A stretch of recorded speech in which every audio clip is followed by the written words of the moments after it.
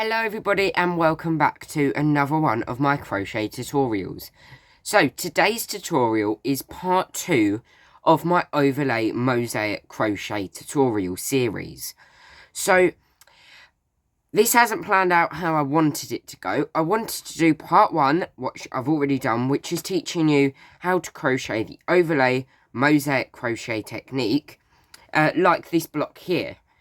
Then part 2, which is this series, this episode, I wanted to teach you a different method that basically you chain 1, and it's easier to do the envelope border. However, my printer has just went down and is unable to print anything, so I can't print off a graph. So what I'm going to do is I'm going to be teaching you how to do the envelope border on this block. As it's a little bit of a different method, and then when I get my printer back up and going, I'll print off a graph, teach you how to do the other type, and then that will be in part 3, and then in part 4 I'll teach you the postcard border for the chain method. So all that you've got to worry about is if you followed my last tutorial you are going to follow today's tutorial doing the envelope border. So if you've got your graph, you've bought a pattern, and it hasn't got a chain 1 before going into your pattern repeat, you've got to follow this tutorial. If it has got a chain 1, then you're going to follow the tutorial that I'll put up, which would be part 4 later on. But I'm going to be teaching you if you haven't got a chain 1 today. So what is our block looking like? So it's probably going to be a bit smaller than this. What I've done is that graph that we used last tutorial, I have made that twice. So I've increased it twice this way, and I've increased it twice this way, so in length and in height. So basically what I done last tutorial would have been something like this, but instead I've increased it length and increased it height, which is easily done. Definitely on the height, you just repeat it from row 2, and then length, all that you do for this pattern is it's a repeat of 5, so you just do it in multiples of 5, I believe. If I just log in to my computer, I will be able to tell you what it is. It's a pattern repeat of 5, as I said. So yes, it's a pattern repeat of 5. So yeah, 1, 2, 3, 4, 5. So it's a pattern repeat of 5. So all that you do is do as many 5s as you want, and then just add the 2 on each end. So let's get into today's tutorial. As always, you can find me on Instagram, Facebook, TikTok, and Threads, and on YouTube, obviously. If you haven't subscribed already, please hit that subscribe button. I'm trying to hit 2,000 subscribers. We're about 200 away. And also click that bell button so that you don't miss part 3 or part 4 of this series. Now let's get into today's video. Right, so I've zoomed in a little bit. What you're going to need for today's tutorial is some yarn that you would like to do for your border. I'm just using this bright gold just so that it stands out in my work. You're also going to need I've got the wrong hook out. You're going to need a drop down from what you use last to do the actual square. So I used a 4mm in the Toft brand to make this. So I'm going to drop down to a 3.5 to do the border. So you're going to want to drop down to a half a hook for whatever hook you worked with the actual block. I'm just going to show you what this actual postcard border looks like. So I'm going to grab the blanket that I done, or that I did, and I've just finished it. I just need to grab it. So this is the Gonks Holiday. If I zoom out, I'm going to zoom out a lot. This is the Gonks Holiday pattern by Rosina Plains, or Rosina Crochet, I think her name is. And this is the border. The light border is the postcard border. So the border that I'm going to teach you today is not going to be as thick as this, but all that you do is repeat your the graph that you want. So this was just the graph for the blanket, and I just repeated it upwards and then on the back as well. I'll go into depth of what the postcard border is now. So basically, the postcard border is also, it's got another name of double border. So what that means is that you don't have to sew in any ends, okay? So if you don't like sewing in ends, you're going to like this border, okay? And basically what we do is we're going to slip stitch round the whole thing, and then into one side of the slip stitch, we're going to work one side of the border, and to the other side, we're going to work the other side of the border. And basically, it will enclose them towels into the border. Okay, so we're going to start by, with every end, starting from the bottom, we're going to tie a double knot. Okay. Once we've done that, with that one, we're going to grab our scissors and we just want to cut them. You don't want to make them too short, but you don't want to make them too long, about that way, that length. And you're going to do that for the whole side, each side, okay? And all that this does is it's shortening the towels so that your when you enclose them into your border, they're not as chunky. They're not getting in your way, and it won't puff out your border as much. And the only reason why we tie them off is so that the rows 100% can't come undone. Obviously, you could leave these towels on if you were not doing a border. You could just leave them on and they could just be tassels. But I'm going to be teaching you, obviously, how to do the border. So I am just cutting them off.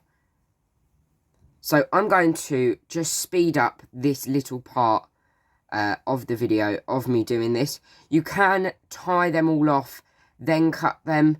When I done the blanket that I just shown you, because it's so big, I done, because it's all worked in sections, I done one section, then cut all of the towels, done one section, cut all of the towels. Just so it made it a little bit quicker. If you have an odd number of stitches, odd number of rows, I'll show you what to do. Unfortunately, I don't have an odd number of rows, but so I'm just tying that one off. So say if you had 2 left to tie off, you've got 3 left to tie off, so you tie the 2 like that.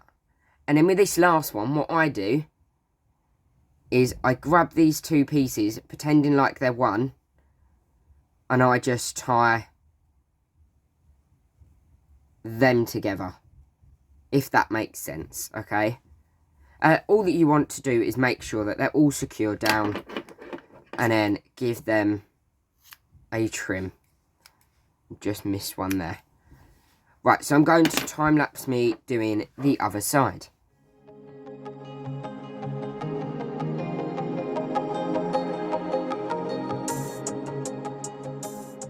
Okay, so I'm done, and I've got all these ends here.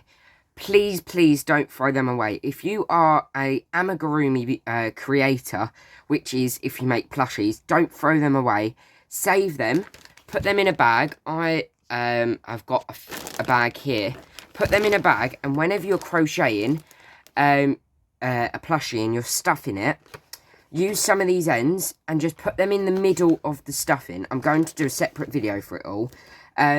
But it is so, so good, because then you can save your ends and use them as stuffing, basically. So with the blanket that I just done, I had so many ends, but it was great because I used it for stuffing. So, this is where it's going to get a little bit difficult, but don't worry, okay? Once you've got it, you've got it, okay? So you're going to get your colour of choice.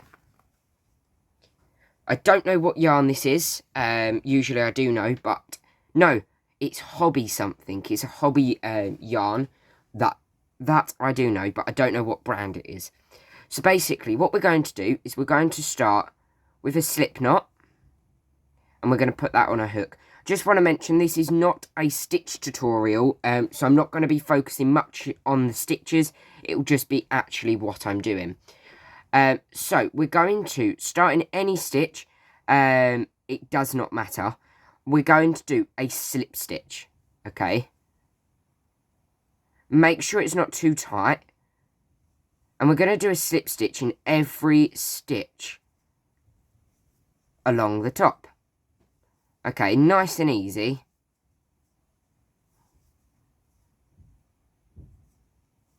Just like that. So I'm nearly done. I've only got one more. I'm going to just come up a little bit. One more slip stitch to do. Okay, just like that. Then I'm going to... no, I'm not going to chain one. I'm just going to turn it. I haven't done this method before, but I've seen loads of tutorials, so that's why I'm doing it. Along this edge, you're going to do one slip stitch in every row end. So you kind of want to go through, and you see that knot is on my hook. You're going to catch the yarn, pull through, and then pull through to make a slip knot. You want to make sure that your slip stitches are on the front, so with the front side facing. And you're going to do that for every row. Okay, so depending on how many rows you've got, you want to do that for every row. So it's good when you've just got two colours, because you can tell that you're going into different rows. Because on this one, I'm going from blue to purple. Not purple, pink. Blue to pink. And if I'm not going for a blue or a pink next, then I've got a problem. So blue,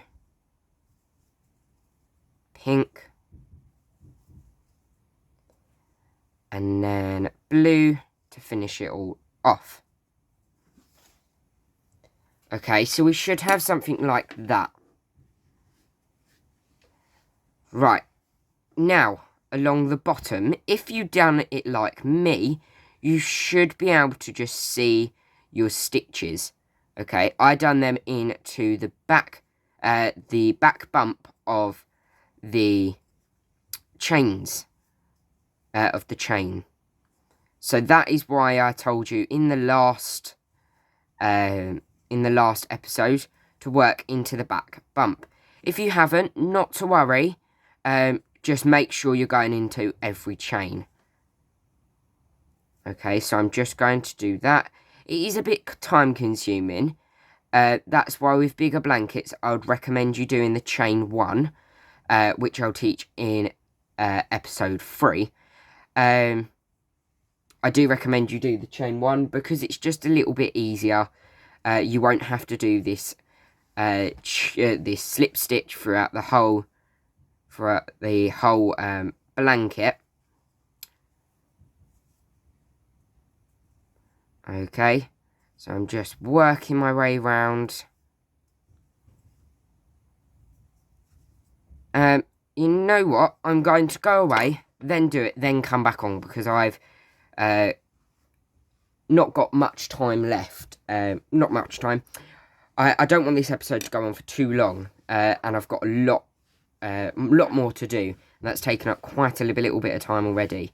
So I'm going to go away. I'll come back once I'm over here and I've got a few more. Right, so I'm back and I've got 2 more stitches left to do. So 1 and 2. Okay, so that is what we should be looking like. Something a little bit like that. We're now going to, if I can get my towel back, we're going to do one slip stitch into the first stitch, like that, chain 1, and then we're going to cut our towel off and pull up, and that's us just casting it off. Okay, so nice and simple. So we're now going to grab that towel again, grab our yarn again, the yarn that I just threw on the floor. Okay, and we should have something looking like that, and then if we turn it over, we should have gold running down the back. Okay, that's why I done the gold, so that you can see it. And you should be able to stretch it still, if you've not done it that tight. Okay, so that's what we're looking at. We're going to do this side first, because it's the easier side. And we always like to do the easiest side first. So for easiness, I'm going to be doing trebles. You could do doubles, or you could do half doubles, UK terms. US would be single, half, treble, no, half double or double. I'm going to be doing the treble for today. So what I'm going to do is yarn over, insert, and I'm going to, we are going to only be inserting into the back loop, okay, of this chain, and you're going to do your treble as normal. Okay, so into the back loop, and you're going to do the back loop in every stitch. So I'm doing that for every stitch along.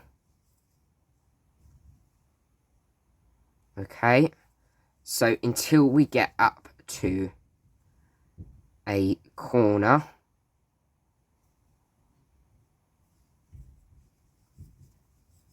I'm just going to be doing one treble in every stitch. And why we do it into the back loop? Because it makes it look sit a little bit nicer with that like line along the bottom. Okay, so obviously a treble is very holy, and it's not going to hide the ties as much as I would like. I can't do the border much thicker because I'm only working with a smaller piece, but you can make the border width as thick as you would like when crocheting a big blanket.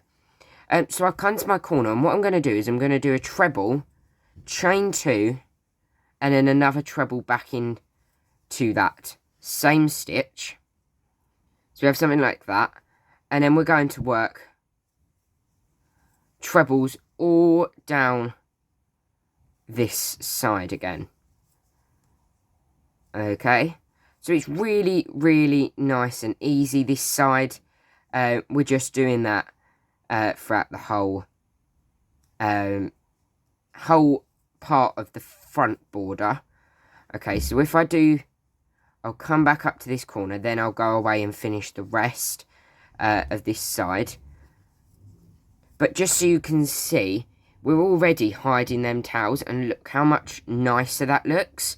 So with a big blanket like the one I showed you at the start, it finishes it off really. And this is such an easy border. And it saves a lot of time because I did not want to sew in every one of them ends.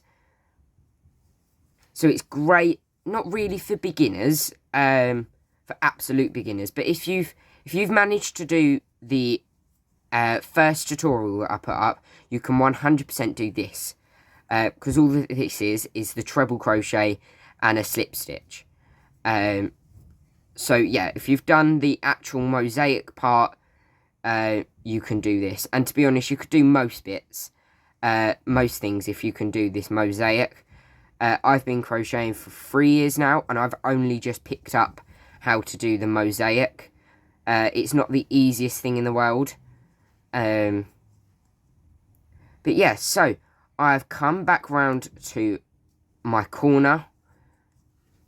I'm going to chain 2 and put another treble back in to that corner.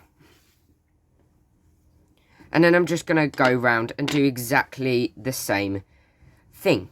Okay, so I'll go away and come back once I've finished that. I do just want to mention, if it's a little bit tricky going upwards, you might want to scoop the stitch up with your hook. I find that that helps a little bit. So all that I'm doing is turning the hook and scooping the back loop up. It might just make it a little bit easier for you to catch them stitches. I just thought I would add that on for you. Okay, so this is what you should have, something like this. And I'm going to, you know where you slip stitched at the start? You're going to work one treble in there, then slip stitch back into the first treble that you made, chain 1, and you're going to cut that tail off. So you should have something that looks like this. Don't worry if it doesn't lay flat, because we're going to fix that. Personally, I think this border is a bit too thick for this piece of work, but I'm just going to ignore it. So what we're going to do is we're going to then turn over. I should have done this side first, but I didn't, so it's going to be a bit harder for me. You can, when you're making your piece, you can do this side first, or just do it like me, that doing it last. So what we're going to do is we're going to, you see them golden bits, it's just poking through, that's where we're going to be working. So using that grab method, now this is really tight. I really should have done the other side first, but hey ho. So I've got the first one done. We're just going to do, oh, I forgot to yarn over. Right, so we're going to yarn over, insert, yarn over, pull through 2, and yarn over, pull through 2. Right, so I've done it. It isn't that hard, actually. Once you've done one, yeah, that's fine. Once you've done one, the second one, or the one after it, loosens up a little bit, making it easier to go in. So it is a little bit fiddly. I knew it was going to be fiddly, not this fiddly, but so I'm only going to do a couple of stitches because I need to focus on it a little bit more. But all that you're going to do is one treble into every one of the backs. So the sides are a little bit easier because I've done them looser. So basically, the looser it is, the better you are, because you'll be able to see the backs a little bit better. So yeah, that scooping method does work a bit better. But basically, what we're going to do is we're going to do that throughout the whole thing. So I'm going to go away and do that just because I need to focus on this a little bit more. And then I'll be back once I'm back at the end here. Right, so I've just come back on really quickly because I've got to a corner and saw that it is really, really tight. So what I recommend you doing is grabbing a darning needle and just going through and finding that chain and just stabbing it through. And if you've got a large-eyed darning needle, that helps a bit because it just pulls that stitch forward so that you can work into it just like that, and then pull through and make a treble, chain 2, work back through it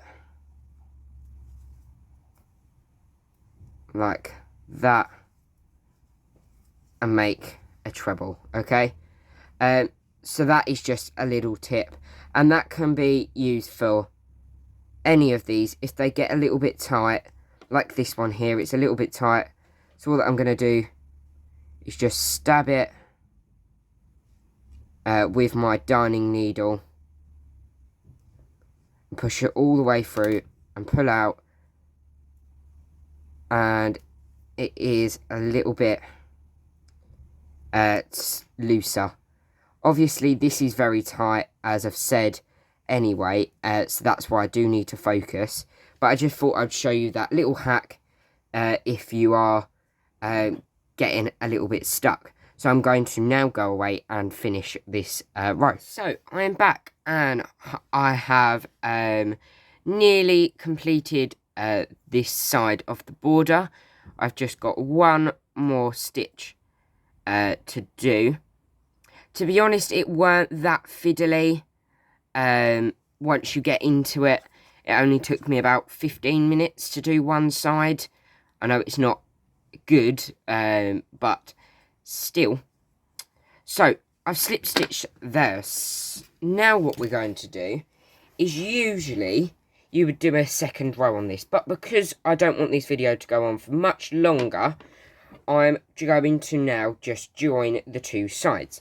So what we are going to do is if we turn it like this, and if we put them flush together, okay, we're going to come from the corner where there's two, through both the holes, okay, and then we're going to count back to where our stitch marker is, but not joining them, but like counting them in pairs, so that we know we're matching up right. So there's one pair, there's two pairs, 3, 4, 5, 6, 7,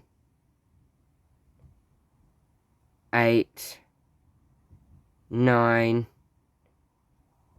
10, 11, 12. So basically all that I've done is I've paired it up so that I know that I'm going into the right stitch. If you wanted, I'm actually going to do this because I feel like it'll be easier. You could chain one, cut your tail and pull up. Okay. This is an easier way that I've just thought of. Put your hook through both of the holes. Okay, so in your corner. Cast back on and chain one, and then you can start going this way, and it will just mean that you are 100% going to get it correct. So basically what we're going to do is we're going to, if I just move that mouse out of the way, we're going to join the sides by going through the back loop of this side and then the back loop of the front side. And we're going to just slip stitch. So the back loop of this side and the back loop of that side, and then slip stitch, okay? And we're going to do that through the whole thing. This should be fairly easy, so we're just going to continue doing that. So you can see that it is very bulky on this side where them ends are, but if you was to do a couple of rows of this border and then slip stitch it, it will be not as bulky because obviously you've got more rows, but I do not want to add any more rows onto this due to I don't want to make the border humongous compared to the actual piece, because this is only a demo piece. Obviously you're not going to make anything this big with Mosaic crochet. It would be very rare. Maybe making a tablecloth, not a tablecloth, a placemat or a cup holder, place, what's it called? A cup place, I think it's called. You know where you put your cups on. A coaster, that's it. If you're making a coaster, you might be doing this, but that's very rare of doing the mosaic technique. And basically, you're just going to slip stitch in every stitch along. I've just nearly done one side. And your count should match up if you've done it right. Like I have done here. I've got one more to go.